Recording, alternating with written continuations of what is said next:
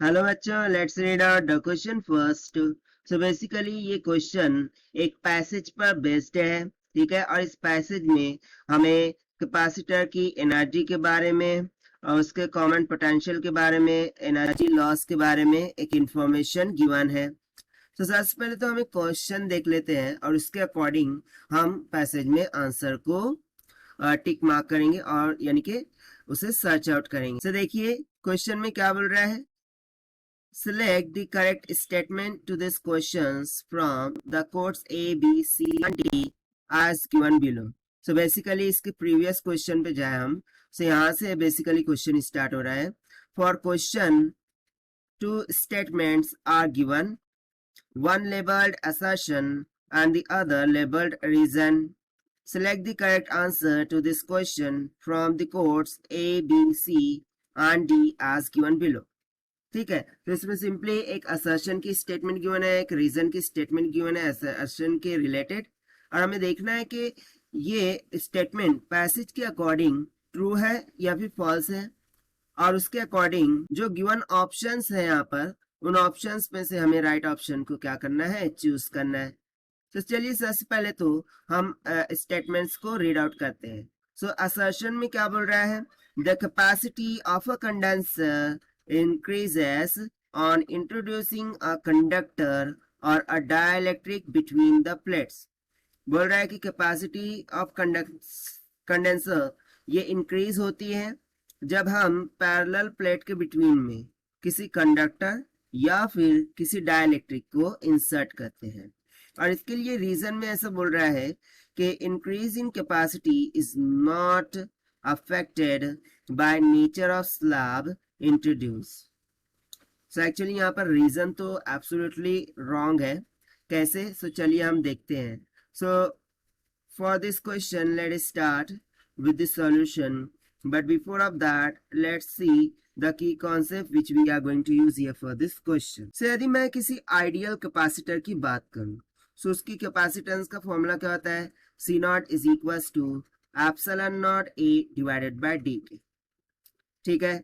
But यदि जब हम उसके पैरेलल प्लेट में पैरेलल प्लेट के बिटवीन में, जैसे कि देखिए ये एक कैपेसिटर है, लेट सपोज कि ये कैपेसिटर है, ठीक है। ये उनकी पैरेलल प्लेट हो गई, इसके बिटवीन में जो गैप है, ये गैप में हमने कुछ मीडियम रख दिया जिसका डाइलेक्ट्रिक कांस्टेंट्स कुछ के इक्वल है। सो उस टाइम पर कैपेसिटेंस क्या हो जाती है, के times of epsilon naught A divided by D के। सो बस इसी कॉन्सेप्ट का हम यहाँ पर यूज करने वाले हैं। बट हमें कहा किसके अकॉर्डिंग जाना है, पैसेज के अकॉर्डिंग। सो देखिए यदि मैं पैसेज में देखूं, सो पैसेज में जब हम देखिए ये इनिशियल कैपेसिटेंस था C naught epsilon naught A divided by D, जहां पर डी क्या था, इन दोनों पैरेलल प्लेट्स के बिटवीन का डिस्टेंस था। अब हमने क्या किया, एक कंडक्टर जिसकी थिकनेस थी उसे इंसर्ट कर दिया, या फिर हम एक डाइलेक्ट्रिक स्लैब को इंसर्ट कर रहे हैं जिसकी थिकनेस टी है। सो उसका कारण से जो कैपेसिटेंस है वो कैसे चेंज हो रही है, epsilon naught A divided by D minus of T. So ये तो हो गया जब हम कंडक्टर इंसर्ट कर रहे हैं, और जब हम डाइलेक्ट्रिक स्लैब इंसर्ट कर रहे हैं तो कैपेसिटेंस कैसे चेंज हो रही है, epsilon naught A D minus T in bracket 1 minus 1 by K equal. So बस इसी फॉर्मूले को हम यहाँ पर कैरी आउट करते हैं, ठीक है। सो यहाँ पर मैं लिख दूंगा, एक तो हमने ऑलरेडी लिख दिया है जब हम डाइलेक्ट्रिक को कंडक्टर को इंसर्ट कर रहे हैं। सो कंडक्टर की टर्म पर ये है C is equal to epsilon naught A divided by D minus of T, जहां पर टी उस स्लैब की या फिर उस कंडक्टर की थिकनेस है। और जब हम स्लैब इंसर्ट कर रहे हैं तो इस टाइम पर फॉर्मूला क्या बोल रहा है, epsilon naught A divided by D minus of, क्या फॉर्मूला है, T in bracket 1 minus 1 by K equal, ठीक है। सो ये दो डिफरेंट केसेस के लिए होगा। ये हो गया कंडक्टर जब हम कंडक्टर इंसर्ट कर रहे हैं, और ये हो गया स्लैब के लिए जब हम स्लैब इंसर्ट कर रहे हैं जिसकी थिकनेस किसकी इक्वल गिवन है, टी की इक्वल। सो बेसिकली यहाँ पर देखिए होगा क्या। सो यदि मैं यहाँ से देखूं, सो कंडक्टर के प्लेस पर जो कैपेसिटेंस है, ठीक है, ये कैपेसिटेंस के बिटवीन में जो डिस्टेंस है उसका क्या है, इनवर्सली प्रोपोर्शनल में है। ठीक है, यहाँ पर हम सिंपली बोल सकते हैं C is inversely proportional to D minus of T। So जब हम किसी कंडक्टर को इसके बिटवीन में इंसर्ट करेंगे एज ऑफ दैट थिकनेस, सो उसकी थिकनेस इन डिस्टेंस के बिटवीन से क्या हो रही है, सब्सट्रैक्ट होते हुए दिख रही है। यानी कि जो डिस्टेंस है वो क्या होगा, रिड्यूस हो जाएगा। अब यदि डिस्टेंस रिड्यूस होता है तो उसकी कैपेसिटेंस क्या होंगी, इंक्रीज होंगी।